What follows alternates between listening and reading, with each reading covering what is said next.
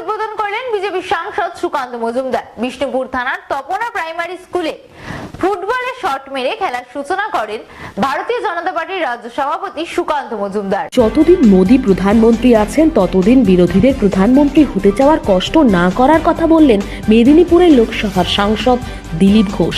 লোকসভা ভোটের আগে জোর কদমে প্রচার চালাচ্ছেন মেদিনীপুরের সাংসদ দিলীপ ঘোষ। রবিবার পূর্ব মেদিনীপুর জেলার এগরা বিধানসভার বরিদা গ্রাম পঞ্চায়েতের কল্যাণপুরে একটি রাস্তা উদ্বোধন করেন দিলীপ ঘোষ।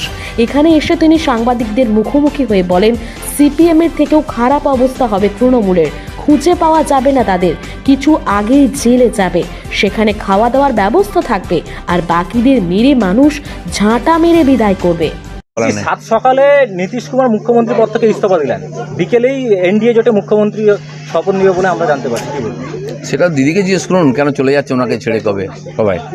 উনি কংগ্রেসের সঙ্গে অ্যালায়েন্স করবেন, কংগ্রেসকে ঢুকতে দেবেন না, মিছিল করতে দেবেন, রাহুল গান্ধীকে আটকাবেন। আর কে নেতা সবাই প্রধানমন্ত্রী হতে চাইছেন? আরে মোদি থাকতে তোমাদের চান্স কোথায়? মোদি যতদিন আছেন তোমরা কেন কষ্ট করছো? নিজের রাজ্য সামলাও, লোককে সেবা দাও, সেটা করতে পারছেন না। আর এমন এরা কেউ কারোর সঙ্গে পটে না। আর দ্বিতীয় কথা হচ্ছে যে সবাই বুঝে গেছে মোদির বিরুদ্ধে গেলে বাঁচার কোনো রাস্তা নেই, অতএব মোদির সঙ্গেই থাকো। আচ্ছা, ইন্ডিয়া জোটের ক্ষেত্রে এটাকে বড় ধাক্কা মনে হয়? জোটই হয়নি, তার ধাক্কাটা মারবে কোথায়?